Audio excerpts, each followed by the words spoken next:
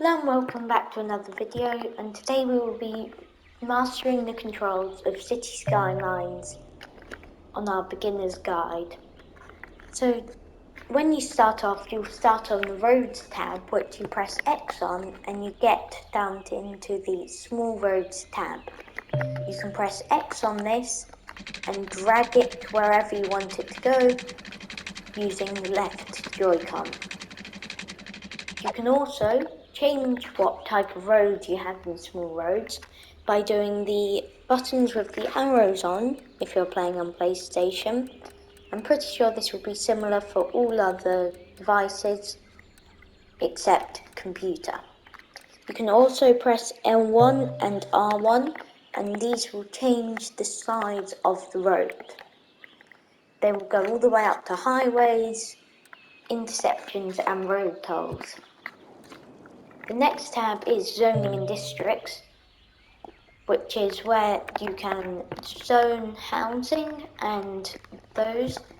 So as you scroll along, it'll be the exact same controls as the roads, and you can go along and select what you would like to do. You can zone green is for residential, blue is for offices, the yellowy colour is for industry, and the light blue is for offices. To remove them, you have to go into D-Zone and select the area you want to D-Zone. There's also District, where you can paint a district over in a certain area. You can also change the name of the district if you go into Inspector. Click on the name and then using the arrows, go along and you can rename, set district policies and toggle traffic route views and select what type of housing you want in the district. The next tab is utilities, which are, you have your electricity pylons, underground pipes which you place under your roads, you have the water pumping station, water tower, sewage drain, pipe, and you have all the other ones. The other things you have in this tab have to be placed by road, and these are the landfill site, incineration plant, and also you've got the coal power plant, oil power plant, and you've also got a lot of other power plants too. Next up you have healthcare and education, where you have cemeteries, hospitals and high schools and universities. Then you have emergency services, which is all of the emergency services you'll ever need. Then you've got transport, which for your first time it will do a pop-up showing you what it is. It should hopefully do it for all of them, and that should help you out with what you need to build. Transport has taxis, planes, ferries, trains, metros and buses, which you can set up in your city. You've also got leisure, which includes parks, plazas and outdoor attractions as well. There are also props at the end. Sadly, these don't count as stuff like plazas and parks, but they do look quite nice when you put them in this special area in your city. You've also got monuments and unique buildings. Unique buildings can be placed down and they will be in your city, and some certain buildings go up to monuments, which are huge buildings that can provide either power, travel, a huge Eden project. You've got a medical centre, you've got the Hadron Collider, and if you play on the Green Cities, you get the ultimate recycling plant. After that, you've got landscaping, where you can select how big you want it to be by using the arrows left and right, and strength from the arrows up and down.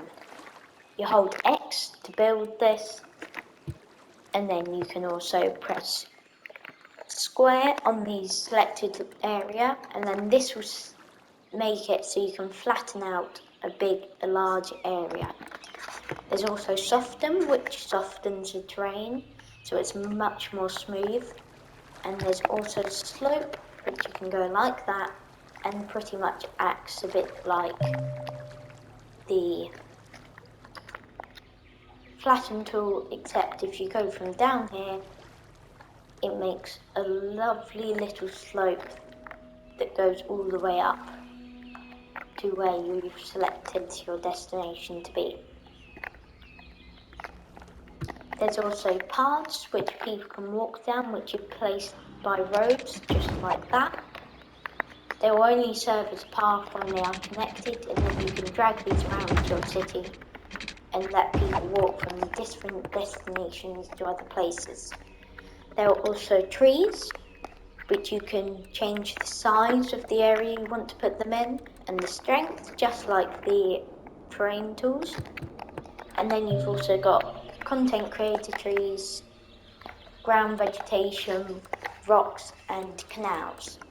Canals you can place down, however, once you fill them with water and you demolish them, all the water will come up to the top and flood into the nearby holes. You've also got the flood wall, which if you've got a city that's by a river that's prone to flooding, you put one of these down and that will stop the flood water from getting in. There's also the quay, which that adds just a little nice finish to your seafront areas, making it nice and smooth and giving you a bit of extra land to build on just by the front of it. There is also the info views, which you can select by holding triangle, and then you can select all of these. If you use the up arrows, up and down arrows, then you can get around it easier. You've got city info, policies, milestones, traffic, transport routes, info views, which are very helpful, economy, areas, and radio. Then if you press square, you have demolish, and you can make the area bigger.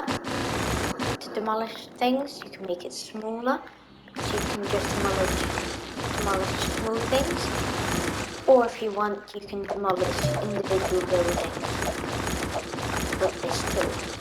If you hold triangle, you can select it to only destroy roads, or only destroy buildings, only destroy abandoned buildings. I hope you found this guide useful. If you did, please leave a like and subscribe to Orange Dog Gaming. See you on the next one.